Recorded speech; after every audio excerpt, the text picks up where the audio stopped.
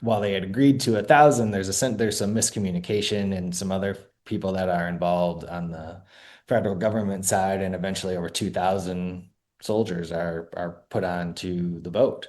There are two other steamboats that are at the landing at the same time, and the second one gets only a few, and the third one leaves empty. So there was room for these other boats to have on there, but obviously Hatch did not have the deal with those captains. He had the deal with Mason. And so the boat is supremely overloaded at that time, but it's also important to remember that that wasn't the cause of the eventual disaster.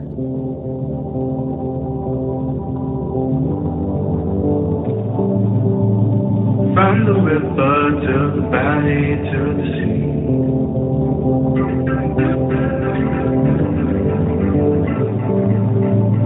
All the places, all the people that you can meet. Welcome to the Mississippi Valley Traveler Podcast. I'm Dean Klinkenberg, and I've been exploring the deep history and rich culture of the people and places along America's greatest river, the Mississippi, since 2007. Join me as I go deep into the characters and places along the river, and occasionally wander into other stories from the Midwest and other rivers. Read the episode show notes and get more information on the Mississippi at MississippiValleyTraveler.com. Let's get going. Welcome to episode 74 of the Mississippi Valley Traveler Podcast. Deep into the night on April 27th, 1865, the boilers on the steamboat Sultana exploded, triggering the worst maritime disaster in U.S. history. All disasters are tragic, of course, but the Sultana disaster is the worst not just because of the number of people who died, which was well over 1,000, but also because of the circumstances. Most of the dead were soldiers of the Union Army heading home at the end of the Civil War after being released from Confederate prison camps. In this episode, I talk with Jeff Kollath, Executive Director of the Sultana Disaster Museum, which is the only museum dedicated to preserving the memory of that fateful night. Since the museum was founded, it's been housed in a small storefront in Marion, Arkansas, but they are now in the process of moving to a much bigger space that will allow them to tell the story of the Sultana more completely. Fundraising for this ambitious move is still in progress, so please consider supporting them with a donation so they can preserve the stories of those affected by this disaster. So in this episode, Jeff briefly describes the history of the boat, the Sultana. Then we go through a detailed sequence describing the boat's fateful last journey. As part of this discussion, Jeff talks about some recent scholarship that has more completely and accurately documented the number of people who boarded the boat and who died. In fact, they have a website on their website. They have a database you can search, looking up the names of people who boarded the boat and finding out their fate. I suspect many of you already know something about the Sultana. If you listen to this podcast regularly, you probably know something about Mississippi River history. I think you'll find there's still some details that Jeff covers that may be new to you. And it also amazes me that so many people have still never heard this story. So let's help get that out. Thanks to those of you who continue to support me through Patreon. Your support makes me smile, makes me feel good, and keeps this podcast going. If you want to join the Patreon community for as little as $1 a month, you can do so. Go to patreon.com/Dean Klinkenberg. You can join for as little as $1 a month. If Patreon isn't your thing, then you can buy me a coffee. Go to MississippiValleyTraveler.com/podcast, and there you can help support my caffeine habit with, buy me one coffee, two coffees, whatever you're in the mood for. The show notes and all previous episodes you can also find at that same address, MississippiValleyTraveler.com/podcast. You can binge all previous 73 episodes, or you can go through and pick and choose the ones whose content strikes you as the most interesting. And now, let's get on with the interview.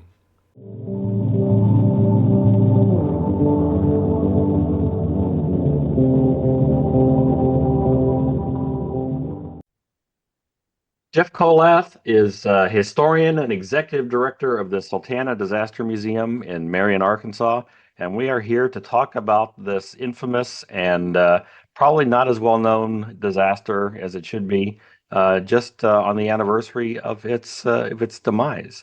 Jeff, welcome to the podcast. Thanks for having me. Great to be here. I thought we would just kind of have a general discussion and trace the timeline of this boat and give folks a sense of what the sequence of events were. Why don't we just start by talking about the boat itself? The Sultana had been operating on the rivers for a little while. Give us a sense about what kind of boat it was and what it transported, what its role was on the river at that time. Sure. Well, it was the Sultana. It was actually the fifth boat named the Sultana that was on the river. Went back, with 10, 15 years or so, give or take. It was built in Cincinnati, Litherbury boat yards on the Ohio River. And there's, other boats built of similar design at the same time. It's pretty remarkable how these things were built at that time, considering their size. The Sultana was 280 feet long and like was it four, it's almost 4 stories tall, 60 feet wide.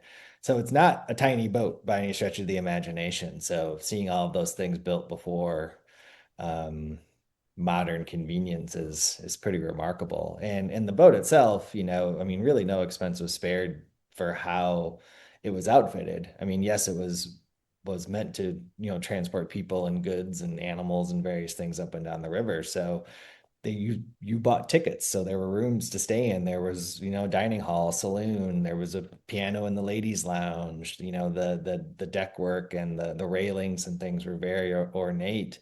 And so, I mean, really, it was quite a boat. I would think, especially when it went into the water for the first time in 1863, to see it as such. And really, the steamboat industry in the on the Mississippi changed dramatically during the war, most notably with the military, United States military, being able to essentially tell a private concern that, hey, it's cool that you're carrying people, but now you got to carry some of our stuff and some of our people too. And so, really, when the river was not in the hands of the Union Army, which it didn't, really the Anaconda Plan and kind of the taking of the waterways around the Confederacy with Farragut coming in New Orleans, and then obviously Grant taking Vicksburg. Memphis had fallen in 1862, and then Vicksburg falling around Fourth of July 1863.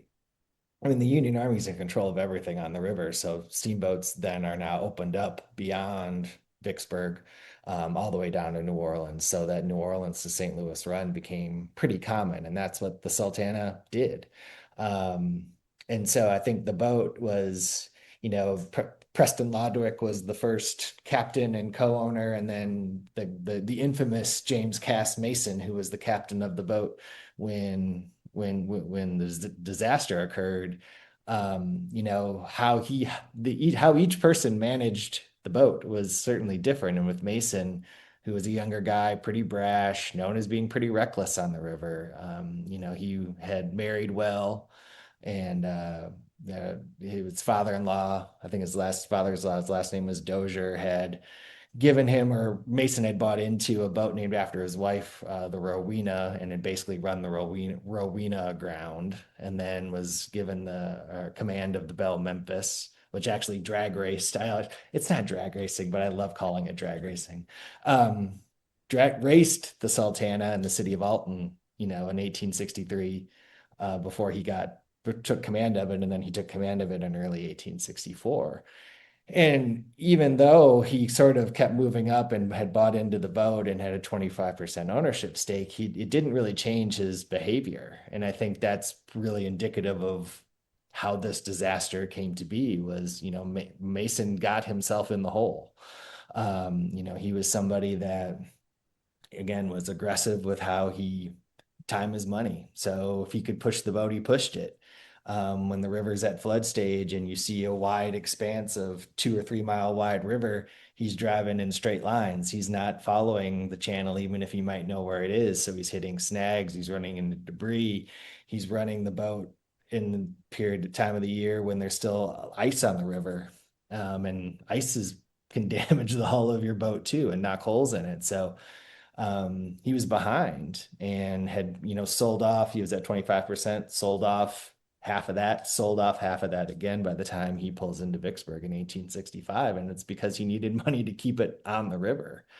And so it's sort of when all of these things sort of coalesce and come together, it makes for a terrible story, obviously, with how it comes out. But it's really interesting to kind of learn about the economics of riverboat travel and river commerce at that time.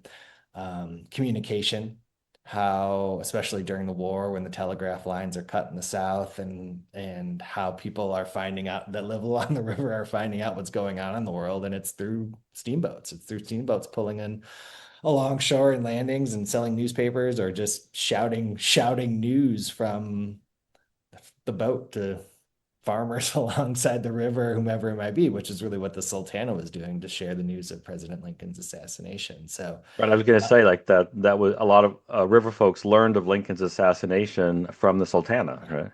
I mean, it's got the nickname the Messenger of Death for doing that, and it had black bunting draped on the boat as it went down the river, leaving Cairo on the 14th or yeah, around the 14th of April 1865. So it's it's one of those things where, the river today, being here, our museums in Marion. I'm currently in Memphis. I live in Memphis.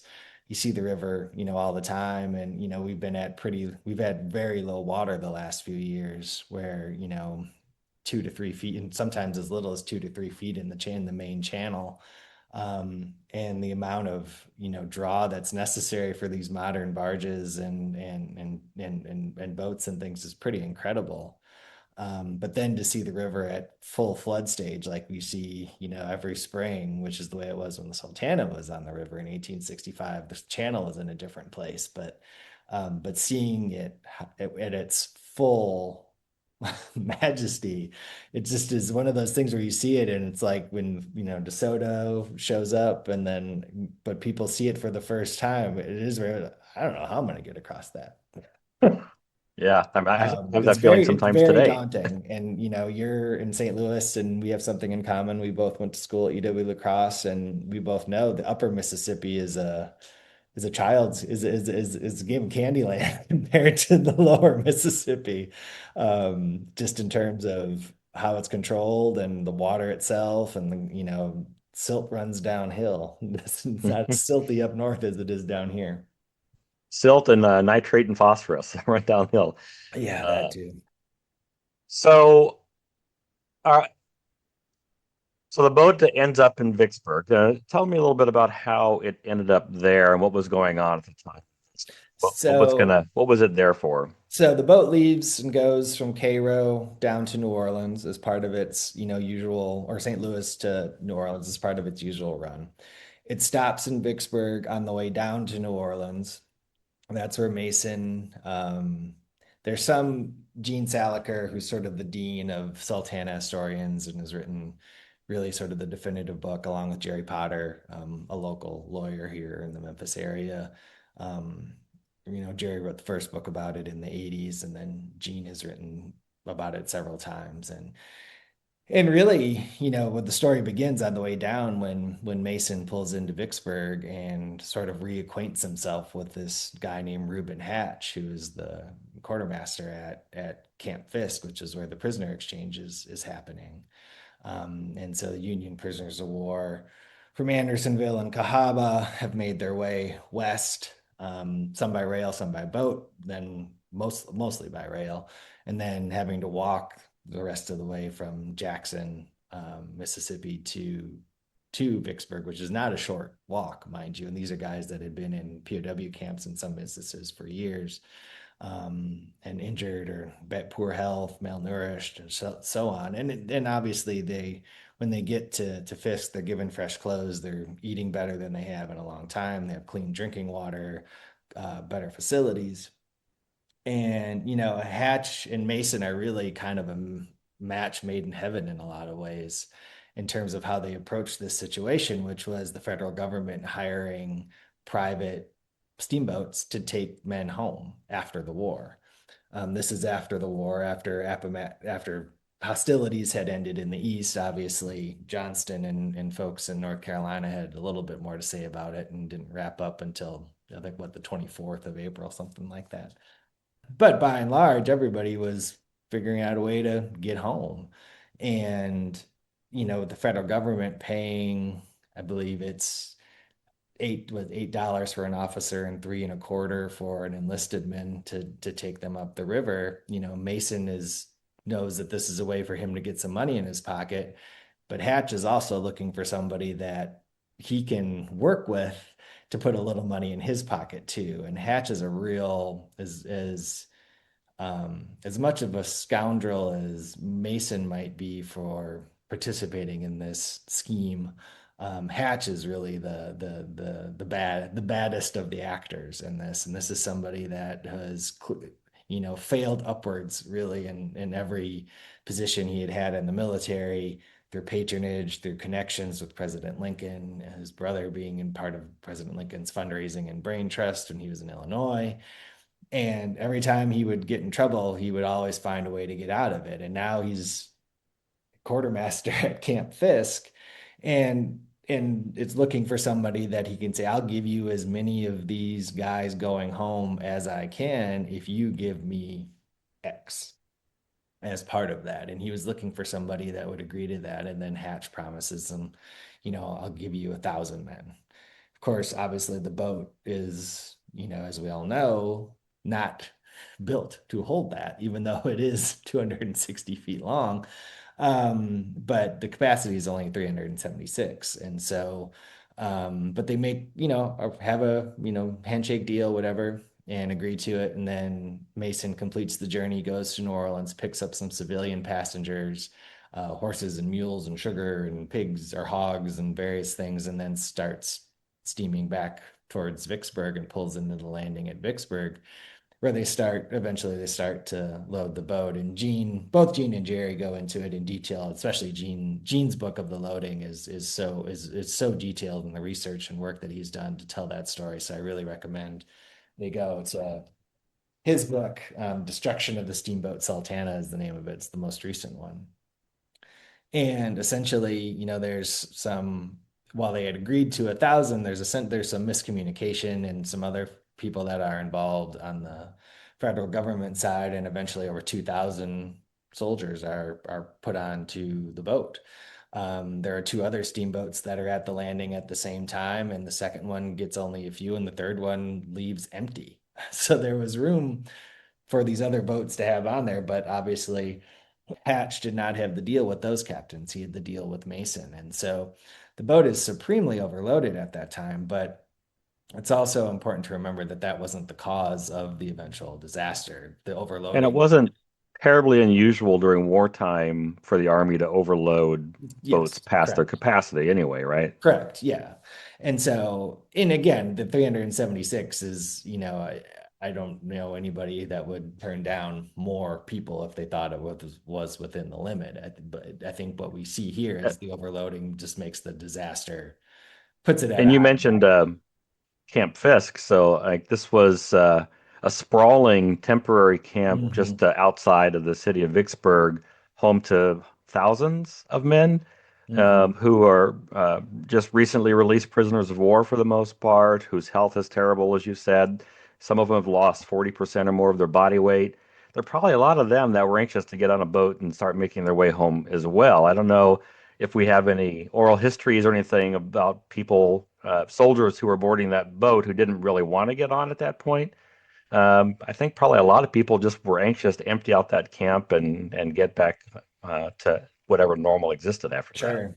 And yeah, absolutely. Chester Berry, who was on the Sultana, is really the dean of collecting these stories and publishes his book in the 1880s around the same time that the Sultana Survivors Association chapters are sort of affixing themselves to GAR posts and things throughout the North, and able to collect these stories and publish them really for the first time. And so, yes, there's a lot of enthusiasm to get home, but there's also a lot of skepticism about the quality and condition of the boat.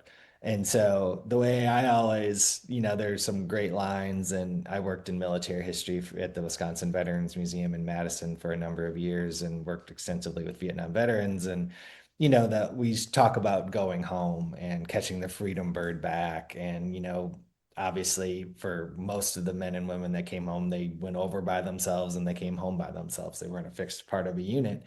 But there was this notion of seeing that airplane on the tarmac and getting on and feeling a sense of we made it. And then obviously the airlines and the service providing those comforts of home on the plane to get them home back to San Francisco or Seattle or wherever it might be. And then obviously the homecoming was a whole, for some, was a whole other story. But for these men, you after you've suffered in a POW camp for an extensive period of time, you're given some time at Fisk, clean clothes, like I said, clean clothes, food, water, conditions are better. Um, you know, some of them, still nursing some wounds and things and some illnesses, but mostly, the able-bodied are on this boat. They're not the infirmed by any stretch. Um, but then you get on a boat and you have to struggle to find a place to sleep or struggle to find a place to sit, and bathroom usage and latrines and are at short notice, and food and supplies and clean drinking water and all that stuff are in short supply. And Right. then you still have to remember there's still civilians on the boat too who paid money to have a room. And, again, Gene and Jerry both do a good job of talking about the people that were on the boat, but it always kills me that there's, a honeymooning couple from New Orleans that's on the boat. There's a minstrel troupe that's headed north to Memphis. There's, officers and soldiers who had been convalescing after being wounded in New Orleans, taking the boat back home and with their families too. So there are women and children on the boat as well. And so once they get everybody on, they start steaming north. And I think a lot of that hesitancy begins to go away. And then it's just, we just got to make it through this. Obviously, what many of the men or most of the men and most of the passengers did not know was the work that was done on the boiler there in Vicksburg, as one of the boilers had developed a leak. There are four boilers on the boat, and required a patch. It was recommended that the boat not leave. The patch was not recommended. But Mason and didn't want that. It was time to go and money to be earned. And so, of course, the irony of that is that the patch boiler is not the one that exploded. So, Right. And yeah, yeah, we'll get into the cause and all that a bit later too. But I'm curious too. So when the boat is out of the port, when it's on the way to Vicksburg, what's our best estimate right now about the number of people who are on board? Um, 2,130. that's pretty specific. Yeah. And I remember reading that I don't know if this is true or not, but there was a story that the hurricane deck sagged so much they had to reinforce, or one of the decks sagged so much from all the people they had to reinforce the deck. Yeah, I mean, one of the struggles that they had was distributing the weight, Yeah. evenly. Um, and as far as the numbers and the people that were on the boat, if you go to our website, sultanadisastermuseum.com, we have a complete database of the known passengers that were on the boat. And again, kudos to Gene for doing all of that work. And it's not just a list of names, it's names, where they mustered in, units served with, if we know what happened to them after the war, photos of their gravestones and cemeteries are there, and pictures if available. So it's a really incredible resource. But keeping the weight distributed was certainly a challenge throughout the entire journey, and especially steaming up from Vicksburg to Memphis, which is where, at Memphis is where they're offloading the hogs. They're offloading the hogs head of sugar. So the cargo area underneath the boat is empty at that point in time. So they're always worried about keeping the weight keeping the weight balanced and keeping it level in the water and not listing to one side or the other.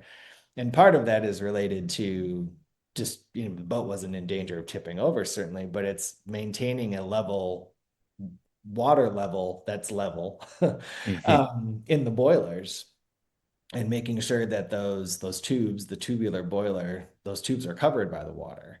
The analogy I always think of when I was reading about this, because again, this was something I didn't know anything about when I started, was the technology behind it. Is akin to when I talk to people about it, it's like a nuclear meltdown at a in a reactor core. It's like everything's great as long as there's water on top of those fuel rods. But as soon as there's not water on those fuel rods, it's going to get real dicey. And obviously to a much more extreme level than to the Sultana, but it's a similar principle. It's like making with space in those boilers, but also exposing the hot flues within the boilers themselves. And then when that cold river water comes back on it, it really, and especially if you have some issues with your boiler, it really increase or the boiler itself, it really increases the opportunity for something bad to happen. So we have a drastically overloaded boat, carrying a lot more weight than probably the engines were designed to push, typically.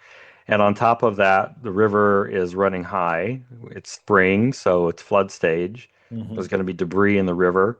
And it's moving The quick, It's so moving go quick, right? upstream. Uh, and on top of that, we have just that corruption that involved in the boarding process in the first place. So there are all kinds of like bad omens at the beginning of this trip. Um, so they get to Helena, and a photographer is on shore and takes a picture of the Mhm. boat and the people on board that time. Um, what are you when you see that picture? What do you see? Well, so we should explain there's one of two photos of the boat that exist. So that's by far and away the best and the most famous. There's another photo taken of distance of the boat in St. Louis, as well, which you can see on the museum. And it's around too, but it's more of just to see the boat sort of at its full profile. The Helena photo is it's incredible for so many reasons. Taken by a guy named Thomas W. Banks, who had a photography business. He did some interior design, painting, various things in Helena. And he had been documenting again, the river at flood stage had been documenting the flood in Helena. And he was on the bluff, really at a high point outside the city, and had been taking photos of what the city looked like with the streets flooded. The Union Army was an army of occupation, so there was a number of interesting things there. Um, and really documenting what had been going on in Helena. And then he sees this overloaded boat churning up the river and coming into the landing at Helena and is able to capture this incredible photograph. But when you see the photo, there's a few things that pop out immediately, and then there's two things that, with a fine eye, that you look at a photo very closely, you can see. So the first thing is obviously the condition of the boat. The condition of the boat, despite the age of the photo and the lack of clarity, it becomes abundantly clear that the boat is in not good shape. And that is evident and has been misused, not used as it's intended to be when it pulls into Helena. And you can see that on the paddle wheel housing. Two things stand out. There are holes cut or knocked in the top of the paddle wheel housing and then staining on the paddle wheel itself. And that is because the men had been using that area as a latrine because there was not access to the latrine as it was intended to have on the river. And so that sticks out. There are people everywhere stuck in places where humans were not intended to be on that boat. And so it's a mass of humanity that's there. There's also sort of this ode to, I always think of what the boat could have been, which is the antlers on the cables between the smokestacks. And the antlers was a trophy, a unofficial trophy on the Mississippi River given to the boat that could make the run from New Orleans to St. Louis in the fastest amount of time or least amount of time. So we're not talking hours here, obviously, we're talking days. And so we're, roughly 3 days and change. And the Sultana had that record at the time. When it got to St. Louis, it was going to eventually have to turn those antlers over because another boat had taken the crown. but it also was a reminder of, always to me, has become a reminder of what the boat could have been had it been managed better. The detail thing that has become a favorite thing of mine is on the hurricane deck, there is a stairway and there's men that are all there. And you notice ever so the boat is listing ever so slightly. The men see the photographer and run to the starboard side to get their picture made, which is, of course, the most human nature, especially in 1865. For a lot of these men might not have ever seen a camera before, but Right. you're going home after your military service, and this is going to document that you were on this boat at this particular time in Helena, Arkansas. So anybody that could was rushing over to that side of the boat.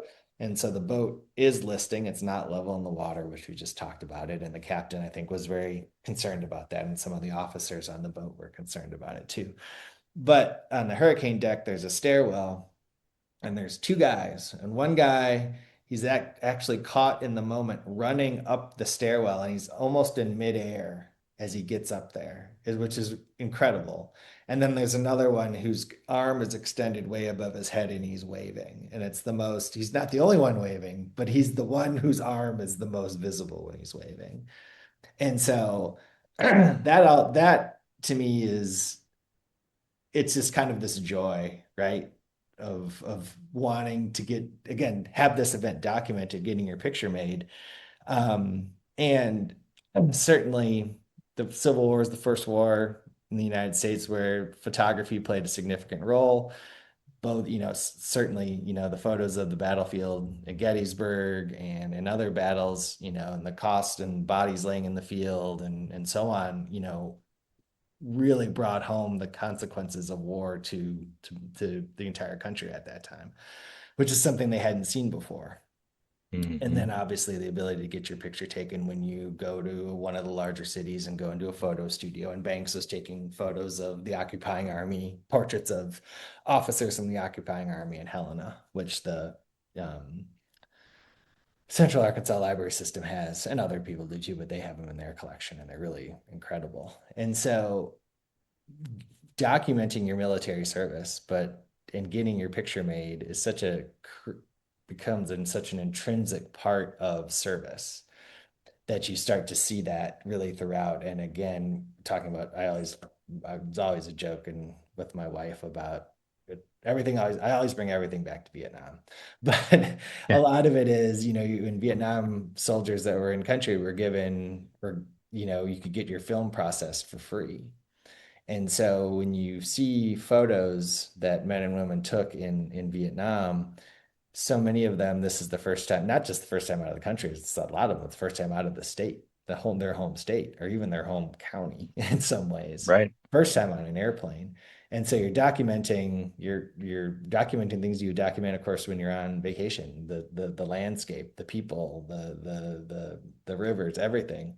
But they're also taking pictures of their friends and they're having people take pictures of themselves of them and their dog and dogs that they meet and various other things, which are these kind of pieces of home. And it's like just grounded in this sense of humanity that I've always loved about seeing photos that soldiers, men and women, take during wartime and what they think is important. Because that's what they're doing. They're documenting what's important to them at any given point in time. And so it's a long way of saying that's what that photo with those two, the guy waving and the guy jumping, that's what that reminds me of. I find it an especially haunting picture. Maybe it's just knowing what comes not long Sure. after that. But it's a public domain photo. I Yes. will post a picture of that on the website, and I'll probably put it out in social media too when this episode is out, so folks can see it for themselves. But yeah, that's a very vivid description. Thank you. I was Well, it's curious, like how a also professional, a historian especially, would see something like that. Well, and you said it right. It's sort of like they don't know what's coming. It's like it's the same thing that I always think about when you see footage of the Challenger astronauts getting on, or when they walk onto the van, they leave their crew quarters and they get onto the transit van. And they're waving and smiling. I mean, of course, anybody would be nervous to get on top of a rocket ship. But it's like that's the last view we have of them, right? And they have no idea coming and happening. And like, so I agree with you. It is haunting because, obviously with hindsight, and we do know they don't. And so it's just a weird thing to see people eh, in this case, not just hours before they go. Well, in this case, yeah. I mean, this was on the 26th. This was, less than 24 hours later. These many of these guys aren't around anymore. So I forgot to ask this part, but so the ultimate destination was Cairo, Illinois, is that right? So Most of their the ultimate destination was actually they were going to head up the Mississippi to Cairo, hang a right, and go up the Ohio, and then the men were to muster out at Camp Chase in Columbus. so after Helena then. Uh, the boat continues on to Memphis, stops Yes. in Memphis, as you mentioned. There's some unloading. I think a few soldiers were able to get off the boat for a little bit and search around town for a bite to eat and some supplies. Do you have any Supply. stories about that? I'm doing Or air quotes, yeah, supply. Um, well, I think, part of it is, some of the men were paid to help unload the boat, which they did. I mean, these giant hogsheads of sugar and things get off the boat. A lot of civilian passengers get off the boat. But then yes, you do have some of the men who are like town, restaurants, bars, what have you. I want to get into some of that, which is again human nature and soldiers. Soldiers, by and large, like a good time. So, well, they just got out um, of a prison camp, so yeah, exactly. And so there is certainly some of that. And, some of these stories of near misses, guys that didn't get back on the boat, guys that missed the boat, one of the most famous stories and one of the most famous survivors of the story is this guy Epinetus McIntosh, who was an Illinois infantryman who was at Andersonville and withered to about 65 pounds or so, and then was on another boat steaming north, went into town, missed his boat, and then got on the Sultana. um, and then, all those things, obviously the explosion happens, and then he makes his living after the war as sort of this itinerant musician. He's written these, taking songs tunes that were popular of the day or hymns and making up these lyrics, some of them silly, some of them serious, and he travels the country selling songbooks and sheet music, or not sheet music, lyric sheets and photos of himself at Andersonville, artist rendering. um and so that's one story. There's stories of guys that went into town. The tall Tennessean is somebody that Gene writes about and is in Chester Berry's book, and this is somebody that's close to 7 feet tall. So very much the tall Tennessean. And his story is certainly, really interesting part of the after the boat explodes and sort of his role in that too. So the what happens in Memphis is some guys leave, some get back on, other people leave. But when they removed all of that weight from the lower part of the boat, the crew in charge did not redistribute the weight. And so that becomes a key part of what potentially could have caused the explosion just upriver. And Gene talks about that in his book, again, and going back to that idea of exposing those hot flues and then slamming them with ice cold water from the river. This is the end of April, the river's at flood stage. River's only about 50, at no more than 50 degrees temperature wise. So it's still pretty cold, especially when you have, boiling hot flues in there. yeah. So all right, so take us through what happens after that. They get back underway after Memphis, and then all hell breaks Churn loose up river a shortly little after. bit and add some more firewood and coal and stuff. And that's really where the idea of sabotage comes into play with Confederate sympathizers or whomever that had a coal torpedo, which is a chunk of coal or an object made to look like a chunk of coal, but is actually explosive charge that would be thrown into the firebox. And those Gene thoroughly debunks those and has debunked those over the years. And there's some great conspiracy theories, but they're There not always are. true. Um, and so as they start to churn up river, they get a few more miles north, and then one of the four boilers explodes, not the patched one. And so it's a steam explosion. This isn't a kaboom explosion. This is a steam explosion, which blows a hole in the boiler and then blows straight up and blows a hole in the structure and the decks above it. When the explosion happens, it exposes the fireboxes below, which is where, where the coal is, that's boiling the water. When the debris goes up and comes back down and then falls onto those fireboxes, that's what starts the fire that eventually engulfs the boat. So you have sort of this men that are killed instantly, men that are thrown up in the air and then back down onto the debris and onto the fire.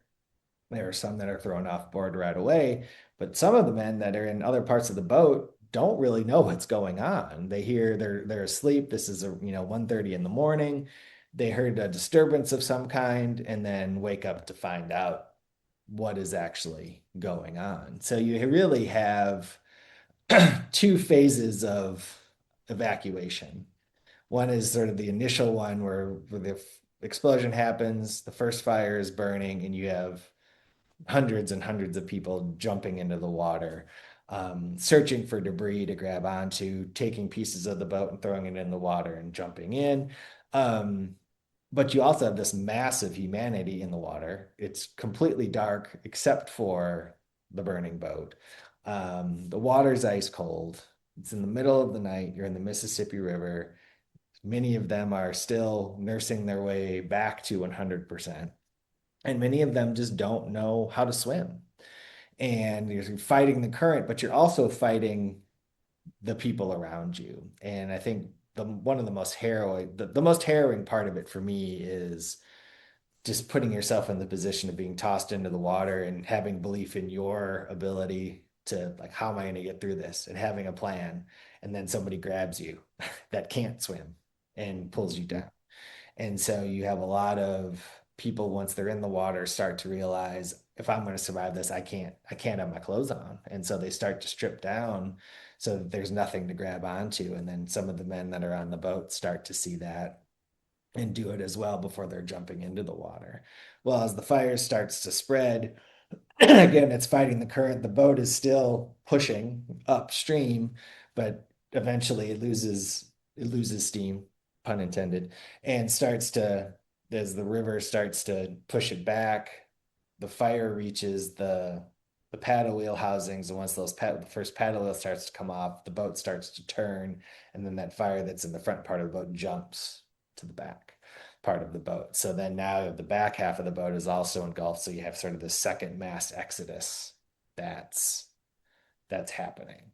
And the more people you have in the water, it just becomes more of an issue. But there's debris. Mason, the captain, is, last time people see him is he's pulling pieces and finding pieces and throwing into the water. He does go down with the boat.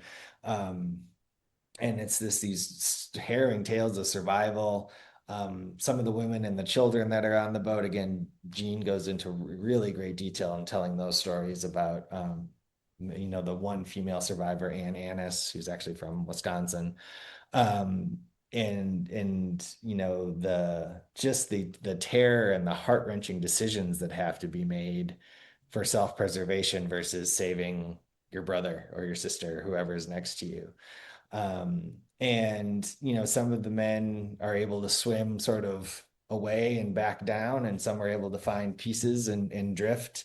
Obviously, if this is happening at 2 in the morning and it's a large explosion and it's a fireball, you're gonna hear it. If you didn't hear it, you're gonna see it. And so eventually the people of Memphis, realize what's going on and sound out, essentially an alarm, and then all these skiffs and canoes and up some other federal boats that are nearby, but then also steamboats that are in the river already going north or south, start to pull people out of the water. And so you have sort of these rescue efforts, people just seeing what they needed to do. But as they're doing this, they're pulling bodies out, pulling them in, taking them back to the landing, going out, that eventually you just have this mass of humanity, laying on the landing in Memphis, some living, some dead. It's just, I mean, it's a harrowing visual. Um, so the boat, it continues to burn and then eventually burns down to the water line. Some men stayed on it the entire time. Some men actually got back on it when they realized it was safer potentially to be on the boat as the fire had dropped down as opposed to being in the water. And the boat drifts over to the Arkansas side of the river. Again, the river is at flood stage, and so it is a lot wider than where it's used to than where it usually is. And so the shore is further west near present day Mound City, Arkansas, and it, runs up alongside the property of the Bartons and the Fogelmans, and both of whom are still quite prevalent names in the Marion, Crittenden County area. And both are farmers and are able to, they had their boats, there had been guerrilla activity on that side of the river. So the Federal Army had confiscated boats and but they've lashed together logs and makeshift rafts and used, potentially floats that they had concealed from the Federals to go out into the river and start pulling some of these people out and taking them back to their homes and putting them next. I mean, the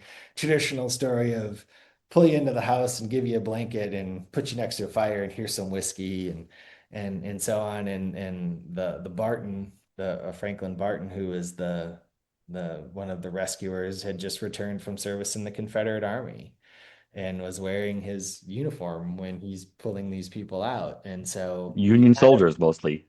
huh? Union Mostly Union soldiers. soldiers, right? And so what you have, I think that's that puts sort of I wouldn't say it puts a pin in the story, but it brings it full circle for a lot. I think a lot of us is this complete loss of humanity that occurs at Vicksburg, which is thinking of human beings as a commodity, as a thing that can be sold or bought, in terms of the military, obviously, in thinking of it as a way to make a buck and not thinking about the human toll of what you're doing in terms of overcrowding this boat. Um, and losing the sense of right and wrong, and then coming full circle to the rescue and people risking their lives to pull these men and women out of the water. But then, sort of like at the end of this war, we're back. We're back to where we should have been, which is not blue, not gray. We're just people helping each other Hmm. out. And so I think that's always kind of to me the full circle moment and the that really closes out the disaster in a way that's very powerful. Hey, Dean Klinkenberg here, interrupting myself. Just wanted to remind you that if you'd like to know more about the Mississippi River, check out my books. I write the Mississippi Valley Traveler guidebooks for people who want to get to know the Mississippi better. I also write the Frank Dodge Mystery Series that is set in places along the Mississippi. My newest book, The Wild Mississippi, goes deep into the world of Old Man River. Learn about the varied and complex ecosystem supported by the Mississippi, the plant and animal life that depends on them, and where you can go to experience it all. Find any of these wherever books are sold. Yeah, it really was remarkable reading the stories of people who lived along the river, who risked their own lives Mm-hmm. to go out there and rescue folks who stuck in the water. Um, yeah, there's just so many like tragic and hopeful, stories um, contained in this one incident. Uh, so is there like any one or two particular stories of unique ways people like the victims survived um, after Yeah, I mean the boat blew? yeah, Samuel Pickens is really the story I think that gets told a lot. In his famous quote is the best trade I ever made was the best trade I ever made was trading a live mule for a dead one. And essentially, there were mules and there were horses that were on this boat, and some lived and some died, and whatever you can find to keep you afloat.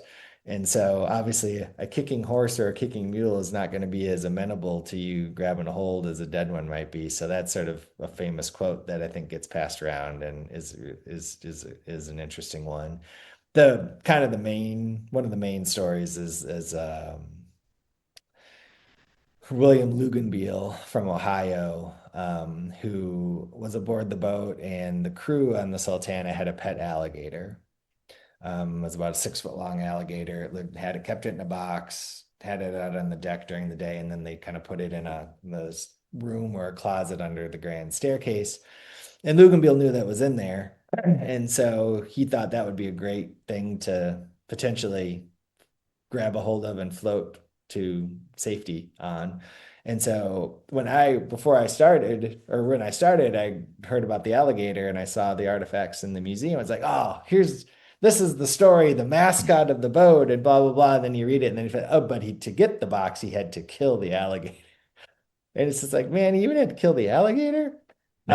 But anyway, he kills the alligator and then takes the box, throws it into the river, and then jumps on the box and floats to safety. And then throughout the rest of his life in veterans organizations, Sultana Survivor Association, he is the alligator man. Like that is his claim to fame. And so we have a number of objects over the years, a pipe, scrimshaw, cane, scar box, all with the alligator on it that he owned. So he really leaned into that part of his identity. I've been telling everybody that I think the alligator survived and lived a happy life further on down the Delta, had a full family, with a dagger in its Well, back. But we'll um, ignore the water temperature, you know. yeah, exactly. It's irrelevant. Um, I think, the what Chester Berry's book does is, and I can't recommend it enough. I don't recommend you read it all the way through bits and read a few at a time. I think mostly just so that you can really understand and don't lose the impact of what you're reading. Because I think if you read too many of them in a row, I mean, I wouldn't say it desensitizes it, but it just sort of read five or six at a time, put it down, come back, do five or six more.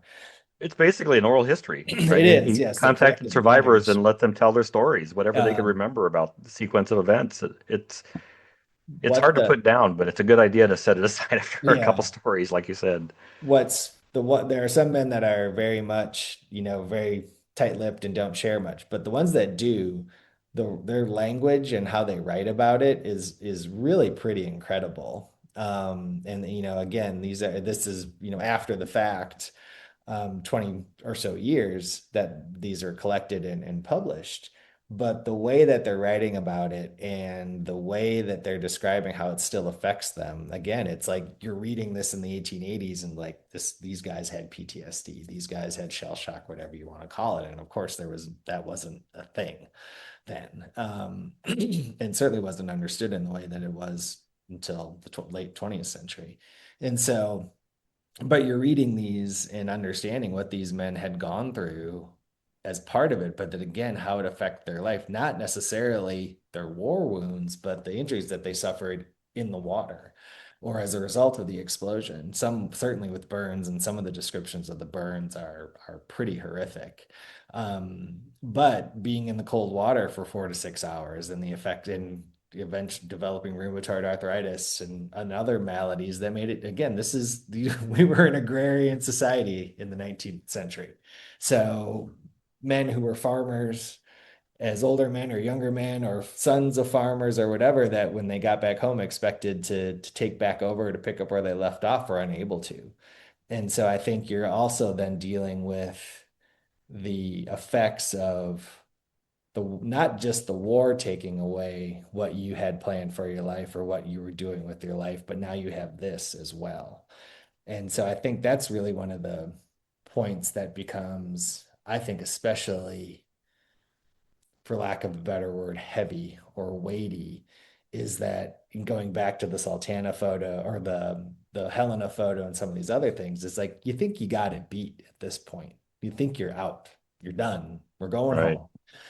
To then have this happen and another thing 1000%, not even a quadrillion percent not your fault, happens. And so I think that you see the weight of that and the way that these men are dealing with this and having to adjust their lives. Again, talking about Epinetus McIntosh is a good example of that, and he's just one of the Mm. many.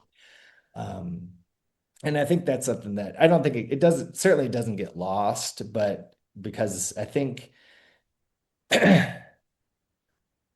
talking about the Civil War, talking about Civil War, World War One, World War Two, but especially Civil War and World War One, I think we get what one of the best things that has happened in the interpretation of these conflicts and of these wars is, and where museums can do a better job, and World War II Museum in New Orleans is a great example of this, and the museum in Kansas City, my old museum in Madison, has evolved too, is, you're not looking at me, but I'm up here.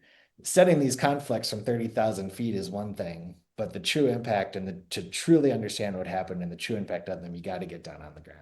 And you have to understand these as human beings. Military history is social history. It is a story of ordinary Americans doing extraordinary things, people that were drafted or conscripted, some enlisted, whatever it might be. But it's it's everyday average Americans doing these tasks, and their lives moving in a linear fashion, and then it goes a different direction, and then coming back again. And sometimes those lives are long and sometimes those lives are short. But I think it really helps us, hearing these individual stories helps us understand the impact of this. And I think the the weight of having your life changed irreparably in some ways more than once is a concept that's pretty foreign, I think. And I think that's Hmm. something that I haven't talked about this part of it before until actually right now. But it's starting to affect me a little bit too, just because it is kind of like the notion of thinking that you're going home is such a powerful thing. I mean, and again, I did not serve in the military. I don't come from a military family at all. But the concept of being able to go home and see your parents or your wife or your girlfriend, your kids, whatever, brothers and sisters, whatever it might be, and having it pulled away is Right.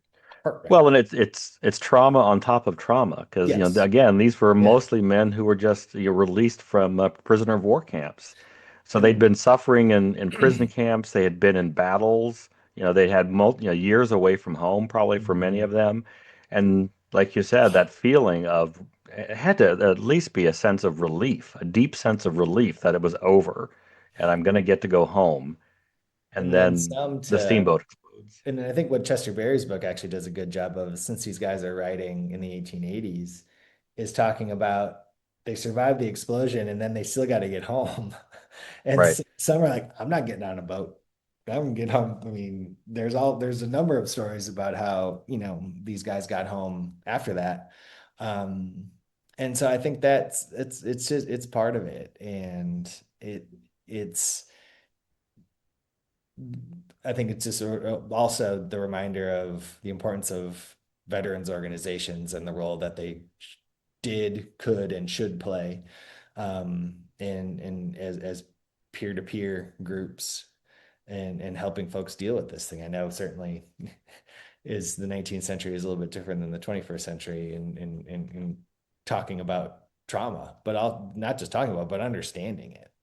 And I think So that the GAR and Survivors Association at least provided some modicum of togetherness and closeness and a sense of like, okay, you guys get this, that maybe some that weren't involved in those organizations never experienced. So based on the more recent scholarship then and the determining the number of people who were on the boat, what's the estimate of the number of people who died? 1,130. Yeah.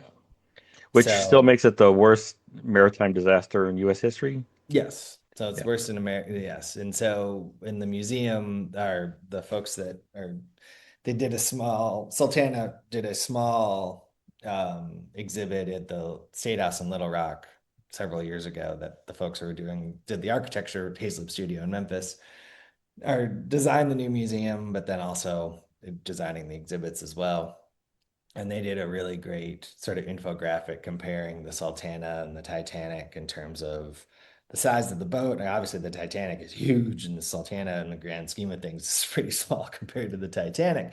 But also the closeness and the number of people that were on the boat and the number of casualties. There's more on the Titanic, but not that many more.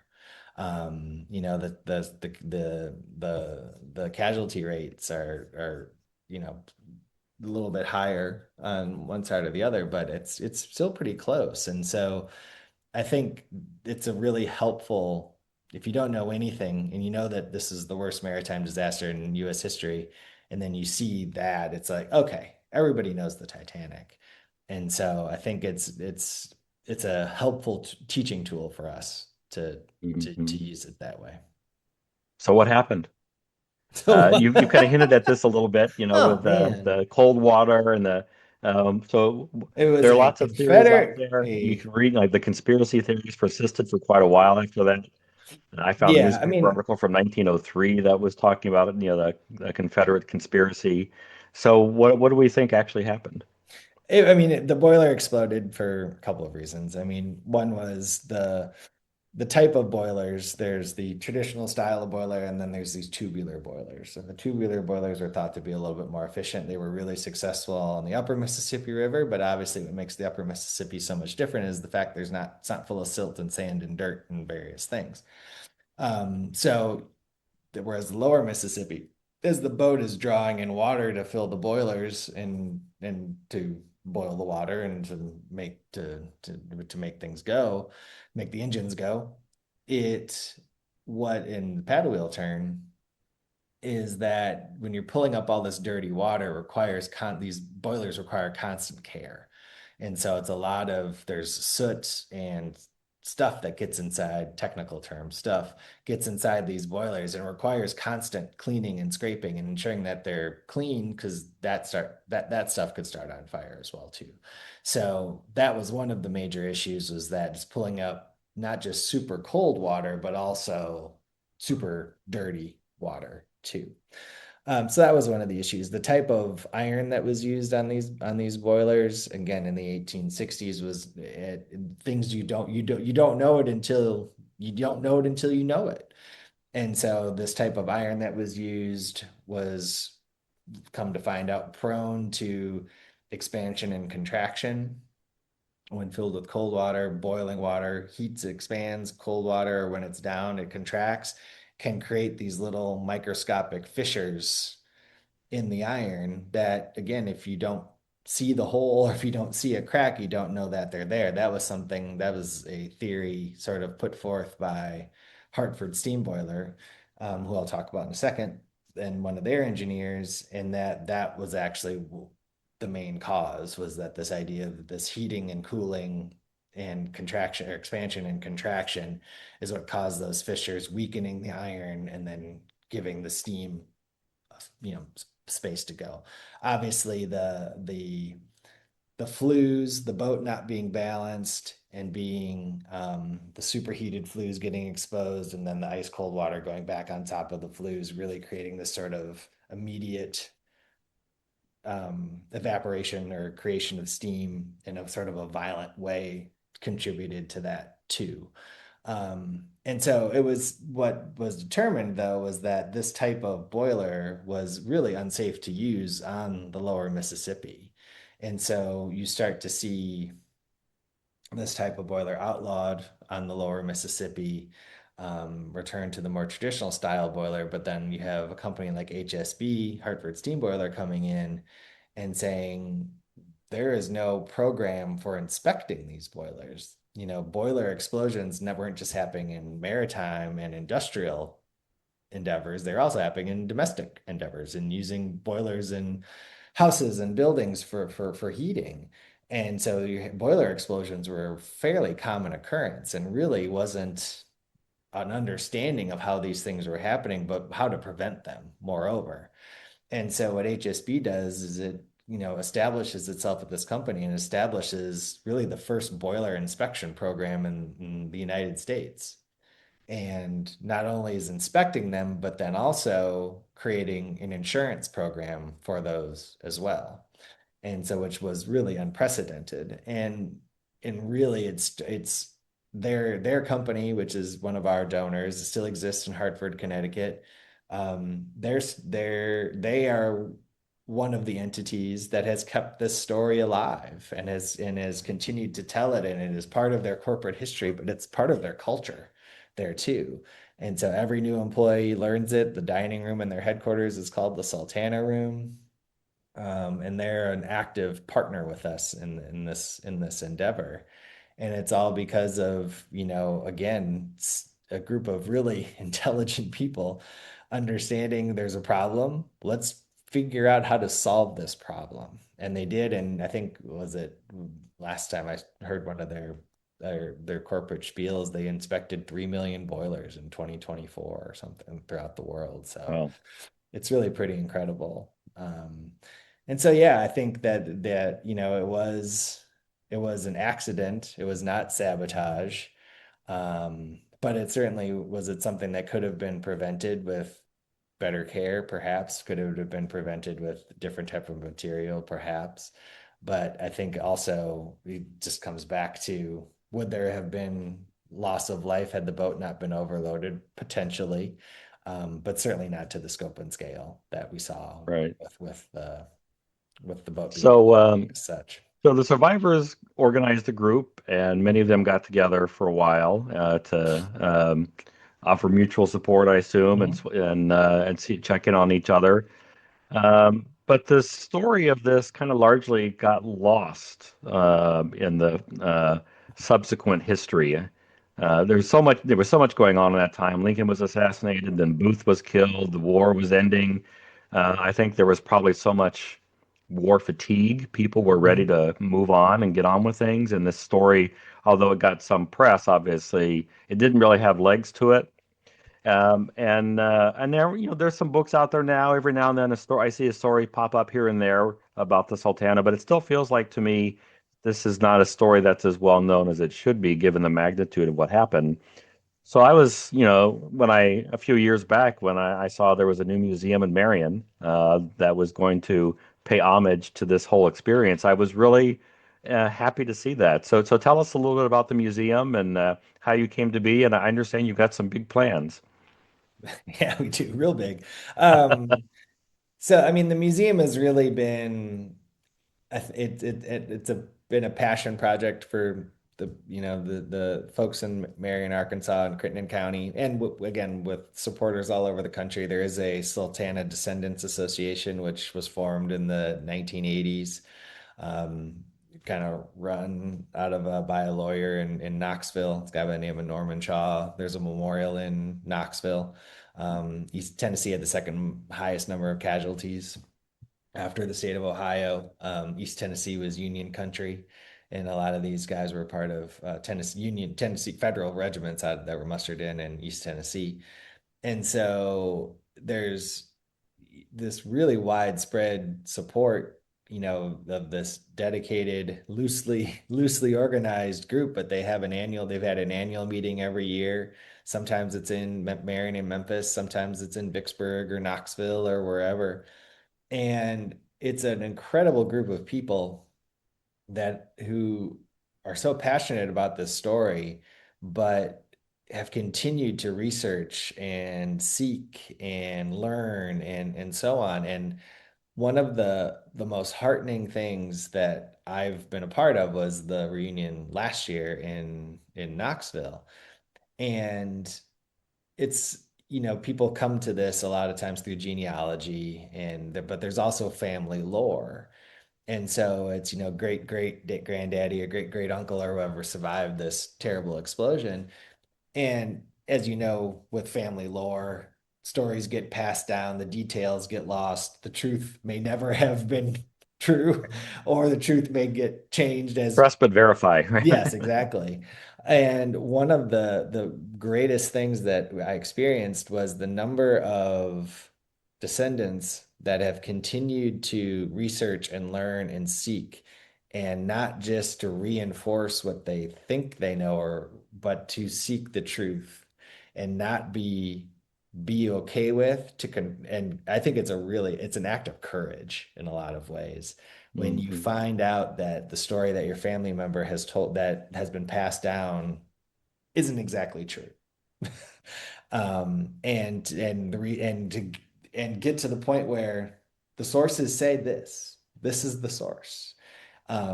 And I saw that on multiple occasions. And I remember thinking, like, again, the historian in me is very much like that right there. That is what you do. And I think it was really invigorating, I think for me, and I think for our board members that were there, to see that in action and to give us kind of it was just sort of the boost that you need every once in a while, that because again, these projects, there's a big group of people working on it, but it comes when it gets down to the brass tacks, there's a small group that's responsible for it, especially in terms of the fundraising and to make everything's go or make everything go. And I think it's been, there's a we got a lot of people behind us and to make this happen. And so the museum's been around for, a little more than 10 years. It's in, we have a small space on the courthouse square. It's about 800 square feet. It's relatively small artifact collection, a few photos, a few other primary sources. And we're going from 800 square feet to 21,000 square feet in terms Wow. of the space, but 9,000 feet of square feet of permanent exhibition space. And, if all goes according to plan, we'll be open in 8 months in November of 2026. And so I think, because the artifact collection is relatively small, and obviously the boat exploded and sank, so there's not a ton of pieces out there. And there's letters and and diaries and things that exist out there too. But really, there's not a lot of three-dimensional objects from wartime, certainly. So most of our artifacts, most of our collection is post-war. It's from survivors associations, it's from GAR and that kind of thing, which is an interesting part of the story, certainly. Um, so the exhibits are going to be, we're going to rely a lot on technology, rely on a lot on storytelling, first person accounts, because we have hundreds of those. And really, I think trying to create an experience that is at times somewhat traditional in terms of, museums and looking at stuff and reading some text, but then also something that's very modern and very of the moment. So some immersive experiences, especially around that moment when the explosion happens, talking about river commerce and traffic and communication, um, and obviously the boat itself and how it was constructed and used and its role sort of up to the point of um, loading all the guys on it in Vicksburg. So it's quite an endeavor to say the least. But I think it's a story that, again, virtually nobody knows. And but like with a lot of things that might be a little off the beaten path or somewhat esoteric or not as well known, the people that do know it are incredibly passionate about it. And so if you go on YouTube and, there's, a couple of, full length, feature length documentaries that have been made. It's been on History Detectives, the old PBS show. There's a brand new, relatively new um, documentary, part of a documentary series about shipwrecks and maritime accidents that was put together last year, that has some really incredible graphics and CGI work that was done to kind of recreate the boat from original drawings and that sort of thing. So there's a lot there's a lot of interest in it, and I think it's Civil War history in theory, but Mhm. it's also sort of Civil War adjacent. And I think that's also been part of the struggle in getting the type of recognition that it deserves at a federal level. The organization and congressional delegations from Tennessee and Ohio mostly fought diligently for 20, 30 years, up to the 50th anniversary essentially, and kind of it couldn't get any traction in the House of Representatives to get any kind of federal designation passed for the survivors or for the to even acknowledge the event. And it kind of went silent until this Descendants Association came along. So Wow. I think as once we're open, my hope is that we catch the eye and the ear of people that have the ability to make those sort of suggest those sort of designations and see what we can do, because I think that there's a lot of opportunity here. I think there's a lot of there will be a lot of interest in what we're doing. There isn't we're the only museum in the world with the word disaster in the title, so which is or in its name, which is a kind of a unique thing. To be in close to Memphis, just really, 15 minutes from downtown Memphis, but still in Crittenden County, Arkansas. Being in the Arkansas Delta, which has such a rich history, cultural history, especially, really music and art and literature and everything that has come out of there. Johnny Cash Boyhood home up the street from us, the Blytheville Air Base, and its role in the Cold War on down to Helena and King Biscuit and Delta Arts and in West Memphis and so on. So there's a really amazing things that have occurred in that part of Arkansas and Eastern Arkansas and in the Delta, and we're certainly part of it. And so we view ourselves kind of obviously telling this story in our permanent gallery all day, every day, but through our temporary exhibits and our programming and various other things, I think we have a ton more stories that we can tell too. Well, fantastic. So do you have social media accounts for your posting very much for the Oh, museum, or sure. where can folks keep up with what you're doing? Facebook's probably the best place right now. Just search for Sultana Disaster Museum. You can sign up for our mailing list. We send out and we don't sell it or anything. I don't know if people still do that, sell mailing lists. But Unfortunately, I think they do, but anyway. but sign up for our email list and we don't bombard you with things. You get, a monthly newsletter and then other interesting things that are going on. And there's going to be a lot of interesting things going on, certainly over the next few months. We'd love to see a good crowd at the grand opening and in November and then come see us, after that. I think right now in the small museum will be open for sure through the end of April, which I guess when this runs, it'll be just a few more You'll days. be shutting down. Yes, to use the old adage from Widespread Panic, call before you haul.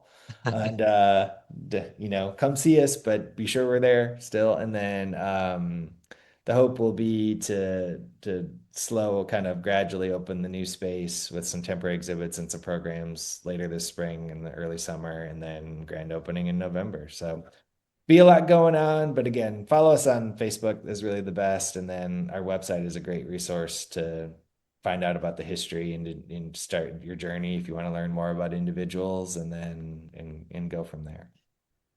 Fantastic. Like you said, Marion's an easy stop. If you're going south down I-55 toward Memphis, it's very easy to jump off a little bit and hop into Marion, Yep. yeah, until the Exit end of 10. April and Yep. visit. So, And free or in parking. November. And What's that? free parking. And free Huh? parking. That's right. Um, Well, Jeff, thank you so much. That was fantastic. That was a Sure. really great overview of the Sultana story. And I'm sure, yeah, if people wanted to contribute a little bit to help you finish off the museum or get set up, I'm sure you wouldn't object to some donations coming your way as Oh, well. love donations. You can donate through our website. We'll be launching a membership program probably around the time that this airs. So that'll be a great way for people to get involved as well. And so again, I think, construction projects always take a long time. So we've been a little bit behind schedule and opening a little later than what we'd like, but I think the timing is gonna work out, and I think the little longer runway to get there has benefited us, and I think people are gonna be really excited about what they see when they come see us later in 2026 or 2027. Fantastic. I'm going to put it on my calendar. So, Great. Of Jeff, thank you very much. I appreciate your course, time. anytime. Thanks for sharing your expertise. Thanks for having me. Thanks for listening. If you enjoyed this episode, subscribe to the series on your favorite podcast app so you don't miss out on future episodes. I offer the podcast for free, but when you support the show with a few bucks through Patreon, you help keep the program going. Just go to patreon.com/Dean Klinkenberg. If you want to know more about the Mississippi River, check out my books. I write the Mississippi Valley Traveler guidebooks for people who want to get to know the Mississippi better. I also write the Frank Dodge Mystery Series that's set in places along the river. Find them wherever books are sold. The Mississippi Valley Traveler podcast is written and produced by me, Dean Klinkenberg. Original music by No Offense. See you next time.